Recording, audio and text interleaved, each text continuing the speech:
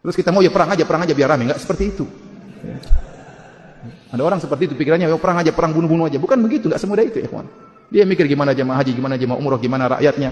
Kalau Anda ingin tahu nuansa jihad orang-orang Saudi tinggi sekali. Orang-orang Saudi itu ingin perang semuanya. Sampai saya dengar ceramah, kita ingin ada rudal dari Iran masuk ke Riyadh, kita ingin. Saya bilang begitu di televisi.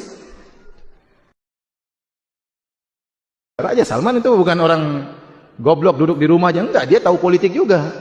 Dia juga mengadakan kunjungan-kunjungan, bahkan kunjungan kepada negara-negara kafir. Dia punya politik tersendiri. Ya. Dia juga memandang masalah dan apa? Dan mudarat. Bahkan jangankan negara Islam, negara kafir pun terkadang dia kunjungi kalau memang perkaranya apa? Berbahaya. Terkadang kita suudzon, saya contohkan sederhana. Sebagian dai di Saudi suudzon kepada kerajaan Arab Saudi. Contoh sederhana. Waktu terjadi pengoboman di Perancis. Paham? Sehingga sebagian orang meninggal dunia. Maka Arab Saudi tatkala itu berduka cita istilahnya.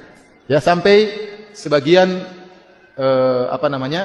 sebagian bangunan tinggi ada gambar bendera Perancis. Ya. Orang mungkin berpikiran, ngapain Saudi seperti itu? Kalau saya berpikiran positif, saya bilang justru Saudi sengaja demikian, agar jangan sampai dituduhkan kepada kaum muslimin. Buktinya, pusat kaum muslimin berlepas diri dari perbuatan tersebut. Paham?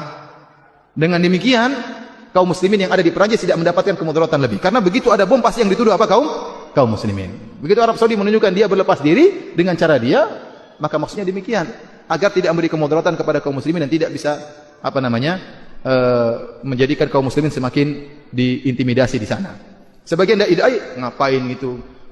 Lihat Suriah parah, ngapain kita pikirkan Perancis? Bukan begitu, ini politik. Kalau Suriah jelas dibantu oleh Arab Saudi, Palestina jelas dibantu. Nah, ini ada politik berhadapan dengan orang kafir, punya politik tersendiri. Punya politik tersendiri. Sebagai contoh, pernah pemerintah Arab Saudi dengan tegas mengeluarkan dalam pengumumannya resmi, tidak boleh seorang pun ke Suriah.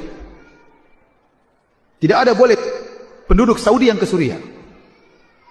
Seorang, Saudi kayak apa, masa mendukung Syiah dan macam-macam. Bukan begitu, ini politik.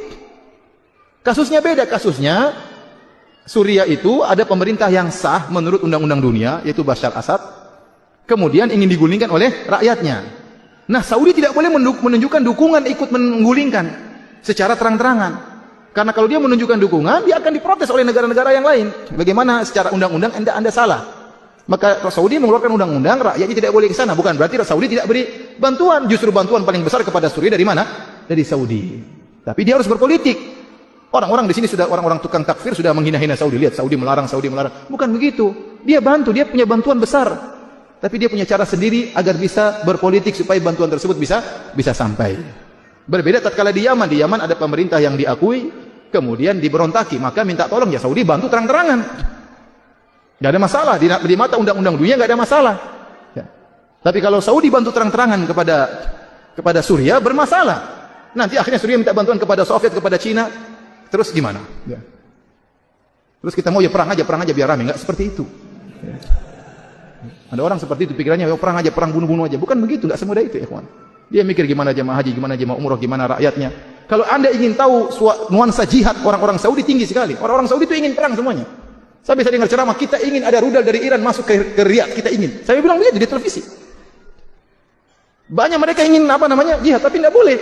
Sudah ada tentaranya, ente bagian doa saja. Sudah tentaranya. Ya. Sampai saya ada surat, ada orang ditangkap di penjara di Qasim kalau nggak salah. Dia kirim surat sama pemerintah. Saya memang ini, tapi saya ingin dibebaskan, saya ingin perang. Saya ingin perang, tolong izinkan saya perang. Saya ingin berjihad, ingin mati syahid. Tapi tidak diizinkan. Sudah ada apa? Sudah ada yang lainnya. Jadi maksud saya ya kita harus melihat maslahat dan dan mudarat. Raja Salman tentu tahu ya. Dan dia punya cara pandang tersendiri. Kita hargai cara pandangnya ya.